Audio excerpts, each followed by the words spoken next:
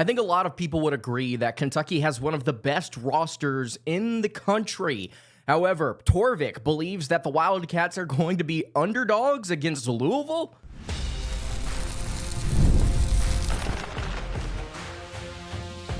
You are Locked On Kentucky, your daily podcast on the Kentucky Wildcats, part of the Locked On Podcast Network, your team every day. All right, what's going on, Big Blue Nation? Welcome on into Locked On Kentucky, your daily Kentucky Wildcats podcast. I'm your host, Lance Dawe, and on today's episode of Locked On Kentucky, we've got some interesting numbers to take a look at. Bart Torvik, one of the nation's leading college basketball analytic websites, has dropped some thoughts on everyone in the country, just generically speaking, their offense, their defense, but more importantly, he's got Louisville favored over Kentucky in an early season clash between the Cardinals and the Wildcats. I don't believe that this is true. I don't believe that Louisville would win this matchup. I'm going to explain why on today's episode, as well as talk a little bit more in depth about Kentucky's defense and use Bart Torvik's numbers to, I think, justify the argument that we've been having all summer long about Kentucky's defense getting better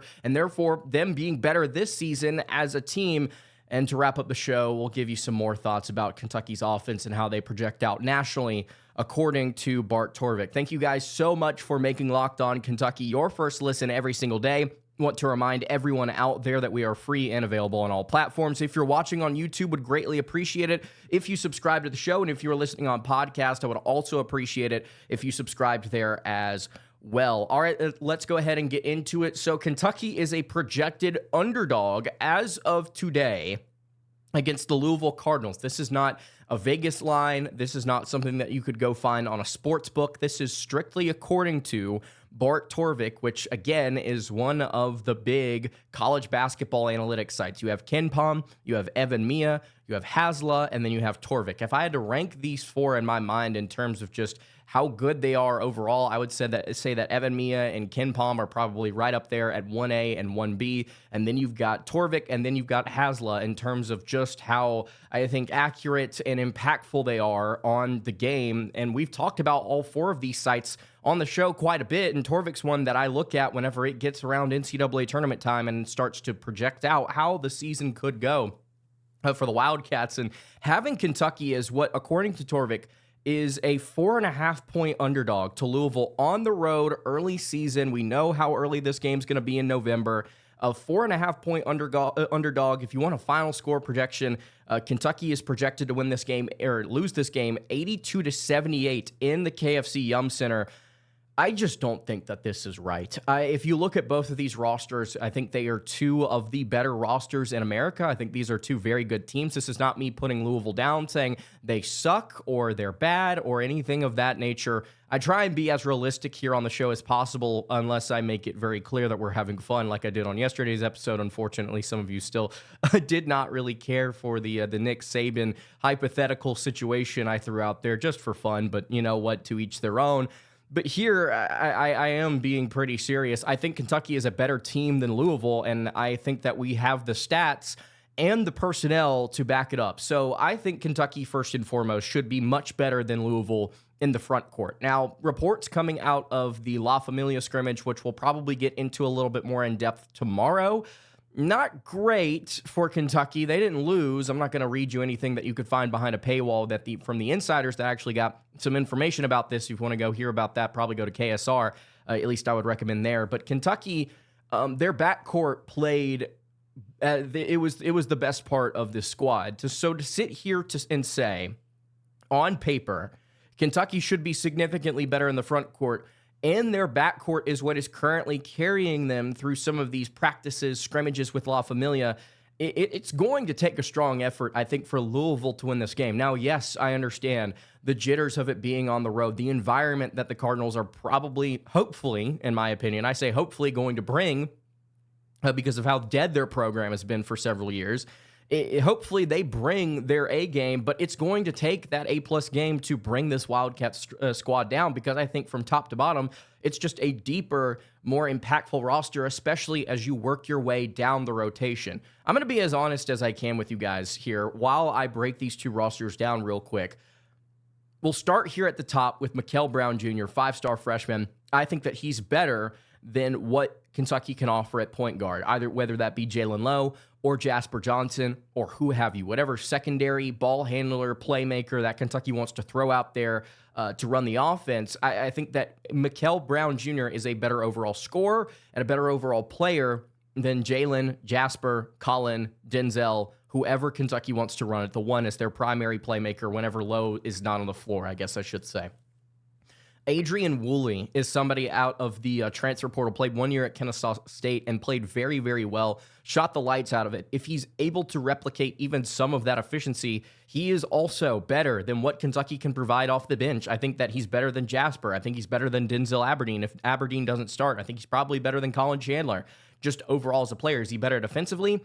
Probably not. I don't know if any of these guys here for Louisville at the 1 or the 2 are going to be better than what Kentucky can provide defensively, but offensively and in terms of creation and shot making, I would lean towards Mikel Brown Jr., Adrian Woolley, and then also Ryan Conwell, who is scoring over 16 a game at Xavier, another very efficient player that transferred in to the Cardinals. I think that he is better than what Kentucky can provide at shooting guard, whether that be Colin Chandler, Denzel Aberdeen, Jasper Johnson, what have you. And by the way, in my mind, Ortega plays the 3 here in this rotation for UK. That's where I would slot him at least.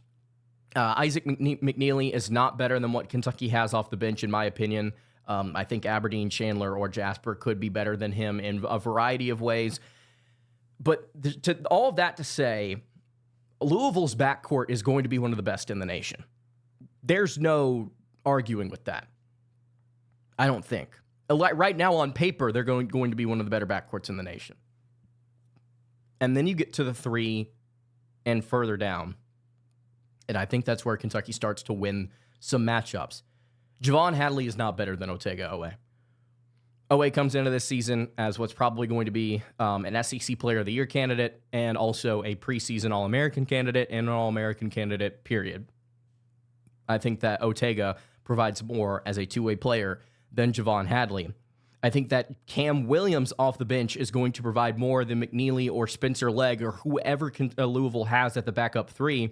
I think that Cam Williams is going to provide more offense, more stability defensively than somebody like McNeely off the bench. So I think Kentucky has them beat at the 2 deep. I also think that Braden Hawthorne, because of just how well he's been playing in practice, I think that he is also somebody that I would look at and say, I think as an offensive weapon, could probably be better than what Louisville's 3 deep guy is. Spencer Legg, I guess, is who it is currently. If Louisville fans, if you're watching this, let me know, because I was looking over the roster doing research, and I don't know who's going to be the backup 3.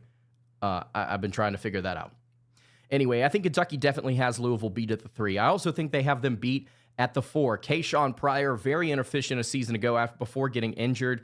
Mo Diabate, I think, is just a better defensive player. I think the numbers would reflect both these guys being good defenders.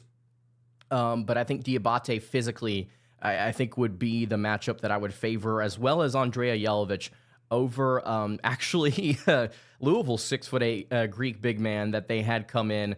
I believe his name is Vangelis Zugris. I believe that's how you pronounce his name. He's not a floor spacer, but he's a great rebounder. This kid's got some ups. And he's very efficient around the rim. But outside of that, I mean, I would take Andrea over him because of what he's able to do, spacing the floor. Maybe you see a little bit better ball handling, just some more versatility to throw out there matchup-wise. I think you could do some things pulling Zugris away from the basket with Jelovic on the floor as well. Mo Diabate also in low volume was able to showcase some outside shooting. Hopefully he's able to keep some of that consistency going. I think Diabate is a great rebounder in his own right as well. I think overall, Kentucky's just got better players at the 4, plus including the guy that a guy that we haven't talked about that much, that Jalen Lowe says is the best shooter on the team, Trent Noah. I think that Trent Noah thrown in here, I think trumps Kayshawn Pryor playing inefficiently, Zugris coming in as in his first year. I think Diabate and Noah alone would take the cake there, but I think that, Diabate and Jelovic would take the cake there alone. But Noah also thrown in there, I think, gives them the win. And then at the center spot, I don't want to say it's not close, because we haven't seen Sananda Frew play in college yet, But Jayden Quaintance should be the best defensive center in the country. I think a lot of people are leaning towards that, then he's going to be just simply an average player. John Rothstein actually recently was breaking down the SEC and said that he's the type of player that you throw into the National Defensive Player of the Year conversations, right? JQ is better than Sananda Frew. JQ is better than Ali Khalifa. JQ is better than anything that Louisville can throw down there at the 5. Brandon Garrison, if he's willing to be a more physical, aggressive big man contesting shots, he will be better than Ali Khalifa. I think he's already better than Ali Khalifa, but I think that he would be on par with or better than Sananda Frew. By the way, Frew is overseas power forward. Floor spacing ability, I really like this pickup for Louisville. Not better than JQ. I think that he could be better than Garrison, but as of right now, I'd take BG over him. Alongside, you throw in the depth, Malachi Marino, the 5-star freshman with a high floor, a little slow right now, but just a high floor player. So I think that Quaintance, Garrison, Marino, just the collective beats out Khalifa and Frew. I guess you could put Pryor at the 5 in small ball lineups, but still, that's not beating Jayden Quaintance. I'm sorry, it's just not. So I think that 1 through 3, Kentucky has Louisville beat. And if Jalen Lowe and Otega Owe and Denzel Aberdeen can prove to be a serviceable to good, consistently night in and night out backcourt, you're going to beat a team like Louisville on the road. I don't understand why this is 4.5 points. I don't understand why Louisville would be favored in this game. Personally, I think that Kentucky has proven that they could be better with their head coach, with the personnel that they had last year. Now that they've got better personnel in, I think they're going to be an even stronger team, especially defensively. We'll talk a little bit more about what Jayden Quaintance and Cam Williams were saying, I believe a week or so ago, about how Kentucky can be one of the best defensive teams in the nation. And Bart Torvik kind of backs that up. Before we get to that, though, I want to tell you guys about our friends over at FanDuel. Summer sports are in full swing, and whether you're about baseball under the lights, golf on the green, or high-stakes soccer action, FanDuel is the best way to make every game even more exciting. You're already following the action, so why not make it a little bit more thrilling? With FanDuel, you can get in on the game while your friends are getting sunburned at the beach. I've been using FanDuel to track my favorite matchups, specifically in the MLB, and the app keeps it fresh with new daily promotions and fun ways to bet. It's super easy to use, it's fast to pay out, and it makes even regular season games feel like must-watch events. And that's how I feel every single time that I watch the Atlanta Braves, just hoping that they will somehow find a way to pull themselves out of the slump that they have drugged themselves into this season. And you know what? FanDuel helps me keep track of them every single step of the way. I'm always a part of the action with FanDuel. And if you're new to FanDuel, new customers can bet just $5 and get $150 in bonus bets if their first bet wins. Open the FanDuel app today or visit FanDuel.com to get started. All right, continuing along here on the Thursday edition of Locked On Kentucky, Lance Dawe hanging out here with you. Really appreciate you guys checking out the show today. If you have not subscribed to the YouTube channel or the podcast feed, would love it if you did so. Trying to get to 20,000 subscribers before the start of the season. Can we do it? And I mean college basketball season, not college football season, which we will be talking about Mark Stoops and what he had to say at SEC Media Days tomorrow. But as of this morning, I want to dive back into an interview with Jayden Quaintance about a week or so ago. Cam Williams, Jayden Quaintance breaking down what Kentucky could do defensively. I think that the Wildcats can be one of the best defensive teams in the nation, and it's not just Denzel Aberdeen saying it. He brought this up a few weeks ago, and we broke it down on the show about why, you know what, Aberdeen's probably not just saying things here. There's a lot of merit to his explanation as to why Kentucky could be really good defensively. And then JQ and Cam Williams, I think, said some similar things here in an interview. Here's a quote from Jayden Quaintance. I feel like we could be one of the best defensive teams in the country. We have a really long team. We have a lot of height and length on our team, and everybody is committing. We have people pushing full court, guarding full court. We have people in the backcourt gaps in help and rotations, and we have a really good chance to be special this year defensively. Cam Williams also believes Kentucky could be really good defensively. He said, I feel like we could all switch 1 through 5. We've got the guys to do it. Coach Mark Pope emphasizes playing hard defense and not really letting the offense get what they want. We want to disrupt what they want to do. They won't be able to mess with us for real. He also talked about how good Malachi Marino is as a shot blocker, that if he ends up getting beat off the dribble, he knows that he's got him, so that we can guard everyone. Brandon Garrison can guard on a switch if we need to. Mo can guard 1 through 5. This team's going to be a better defensive team than last year's team. 2 things to note. We talked about how we've talked about a lot already this summer about how Kentucky can be better defensively. Not just the fact that we believe they can, but how. And it's going to take improvement in a couple of different areas. First and foremost is rim protection. Kentucky has to be able to stop the ball at the rim and affect shots or block them. There's no other way around it. Kentucky is going to have to prove that they are a more aggressive team defending the rim. Based on the reports coming out from the La Familia scrimmage, there were some problems with that. Sounds like. But JQ, I don't think Jayden Quaintance played. And it just sounded like Kentucky did not have their A game. At least that's what even Mark Pope said in an interview, saying that they fought through some adversity and they found a way to win. Which, hey, that's kind of how they did it at various points last year. But they're going to need their defense to step up more consistently at the rim.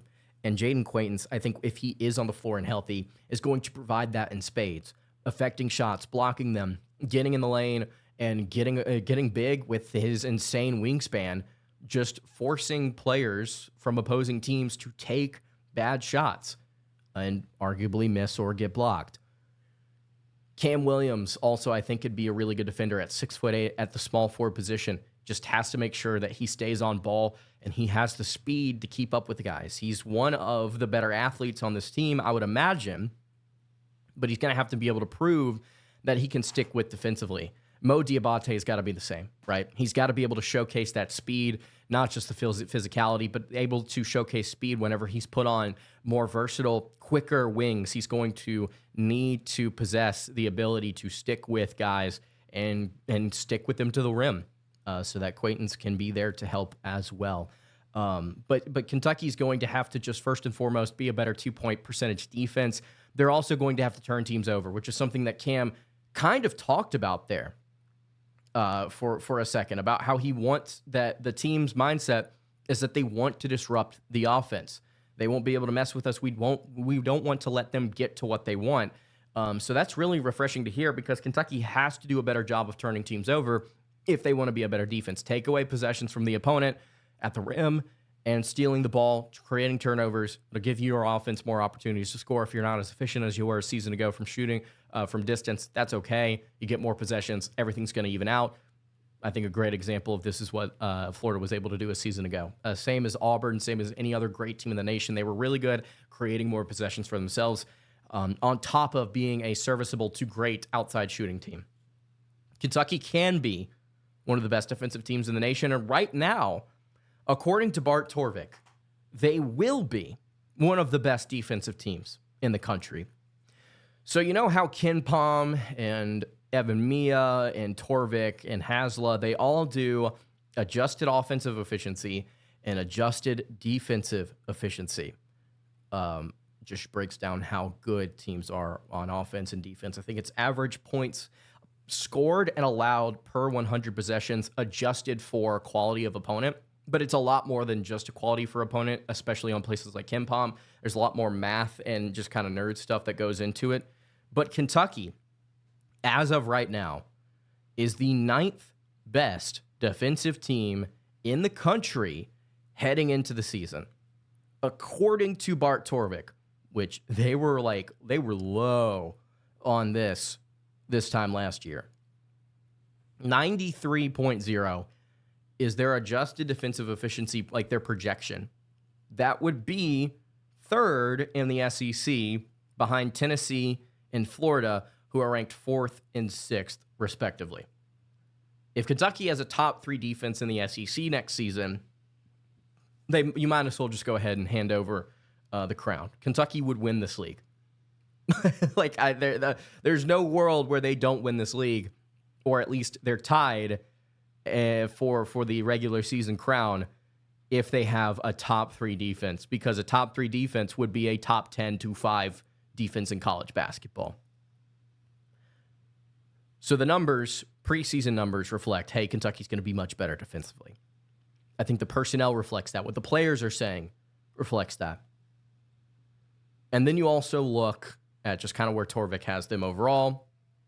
As of right now, Kentucky is the preseason 14th best team in the nation, according to Bart Torvik, which I will count here real quick. That is third in the SEC, behind Florida and Tennessee. Tennessee just one spot above Kentucky at 13. Kentucky right behind them, 14th nationally. The offense is where I kind of have some questions, both about their ability to score consistently, and then also like what exactly the preseason analytics are saying. Like it doesn't line up with me because in my mind, Kentucky, even if they don't shoot as well, should still be a top 20 to 15 offense if they're able to grab boards more consistently. And then you have guys like Jayden Lowe, who I think will take a step up in efficiency. I don't think that's baked in. Like the system and everything that these transfers are stepping into, their numbers should either stay the same or look better. They're like, it feels like to me, most of these guys, outside of maybe Diabate's three-point shooting and maybe Cam Williams in terms of a bit of efficiency drop, like most of these guys are going to get better overall offensively. So to have Kentucky preseason 25 in terms of adjusted offensive efficiency is a little bit weird to me.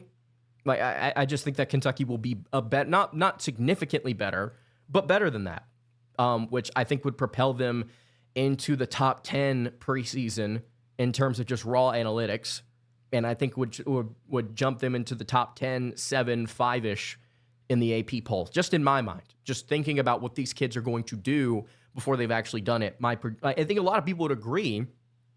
And because of the 1 year sample size that we have, proving that Mark Pope can make these guys more efficient, I think a lot of people would agree, yeah, most of these guys are probably going to look better in Kentucky Blue, not just, of course, because Kentucky Blue is better, but also because of like the surroundings are going to make them better basketball players in terms of eye test and in terms of analytics. So this is very interesting from Torvik to say that, yeah, Kentucky's going to be one of the top 10 defenses in the nation when you haven't seen these guys play. But their offense, which was top 10 in the country a season ago, is not. It's going to take a dip, like a significant dip from where they were, like a 15-spot-ish drop from where they were. I just don't know. I don't know. Maybe I'm higher on the offense than I should be. Let me know what y'all think in the comments below. This should be a very, very interesting conversation here as we wade deeper into the offseason, as we get closer to these exhibition games. Can Kentucky shoot? And if they can't, can they create extra opportunities for themselves in ways that they didn't a season ago? They're going to have to, I think. That's going to do it for today's episode of Locked On Kentucky. You can follow the show on Twitter at Locked On UK. Follow me on Twitter at @LanceDawe_. Follow the show over on Instagram. That is at Kentucky Podcast. Any questions, comments, concerns, leave those in the YouTube comments below. Hit me on the socials. I'll see you all tomorrow for another episode. Hope you guys have a great rest of your day, and God bless.